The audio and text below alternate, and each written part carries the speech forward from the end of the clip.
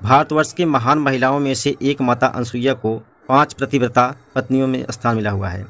द्रौपदी, सुलक्षणा, सावित्री और मंदोदरी को भी पतिव्रता पत्नी माना जाता है। सती अनसुईया की परीक्षा लेने के लिए जब नारद जी ने लक्ष्मी, सरस्वती और पार्वती के पास पहुँचे और उन्होंने कहा कि अत्र महामुनि की पत्नी अनसुईया असाधारण पवित्र नारी नहीं है, वह तीनों लोकों में पहली पवित्र नारी हो चुकी है। नारद जी की यह बात सुनकर के तीनों देवियों लक्ष्मी, पार्वती, सरस्वती में ईर्ष्या का जन्म होने लगा। तीनों देवियों ने जब सती अनसुईया की पवित्रता को खंडित करने के लिए अपने पतियों को उनके पास भेजा, तब ब्रह्मा, विष्णु, महेश ने सती अनसुईया के सतीत्व और ब्रह्म शक्ति की परख करने की सोची। जब अत्रि ऋषि आश्रम से कहीं बाहर गए थे, तब ब्रह्मा, विष्णु, महेश ब्राह्मण का वेश बनाकर अत्रि ऋषि के आश्रम में पहुंच गए और भिक्षा मांगने लगे। अतिथि के सत्कार की परंपरा का पालन करते हुए सती अनसुईया ने तीनों मुनियों का उचित रूप से स्वागत करके उन्हें खाने के लिए आमंत्रित किया। तब मुनियों ने कहा, हे साध्वी, हमारा एक नियम है कि जब तुम नग्न होकर के भोजन परोसोगी तभी हम भोजन करेंगे। अनसुईया ने कहा, जैसी आपकी इच्छा।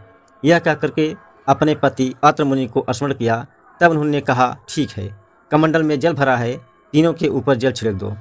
तब सती अनसुईया ने तीनों के ऊपर जल छिड़क दिया और तीनों को शिशु के रूप में बदल दिया।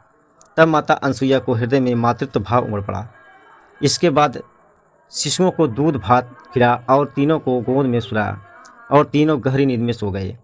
अनसुईया माता ने तीनों को झूले में झूलाकर कहा, तीनों लोकों के शासन करने वाले त्रिमूर्ति मेरे शिशु बन गए हैं, मेरे भाग्य को क्या कहा जाए।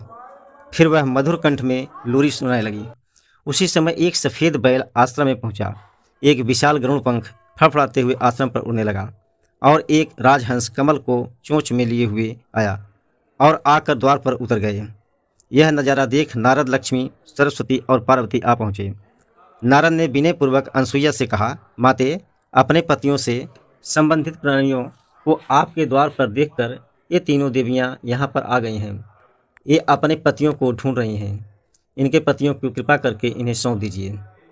माता अनसुईया ने तीनों देवियों को प्रणाम करके कहा, माताओं, झूले में सोने वाले शिशु अगर आपके पति हैं तो आप ले जा सकते हैं।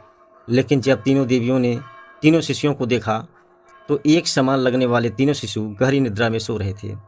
तब लक्ष्मी, पार्वती और सरस्वती भ्रमित होने लगीं। तब नारद ने उनकी स्थिति जान करके उनसे पूछा, आप क्या अपने पति को पहचान नहीं रही हैं? कृपया आप हास्य का पात्र न बने और जल्दी से अपने अपने पति को गोद में उठा लीजिए। तीनों देवियों ने जल्दी से एक एक शिशु को उठा लिया। वे शिशु एक साथ त्रिमूर्तियों के रूप में खड़े हो गए।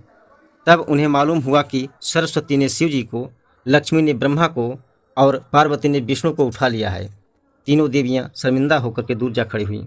उसी समय अत्रि ऋषि अपने घर लौट आए। अपने घर मूर्तियों को पा करके हाथ जोड़ने लगे। तभी ब्रह्मा, विष्णु और महेश एक होकर दत्तात्रेय रूप धारण कर लिया।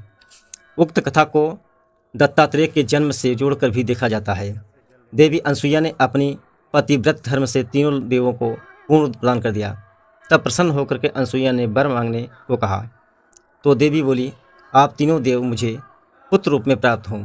तथास्तु कहकर तीनों देव और देवियाँ अपने अपने लोक चले गए।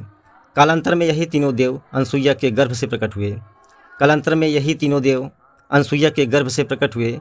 ब्रह्मा के अंश से चंद्रमा, शंकर के अंश से दुर्वासा तथा विष्णु के अंश से दत्तात्रेय श्री विष्णु भगवान के हुई अवतार हैं और इन्हीं के आविर्भाव का तिथि दत्तात्रेय जयंती के नाम से प्रसिद्ध है।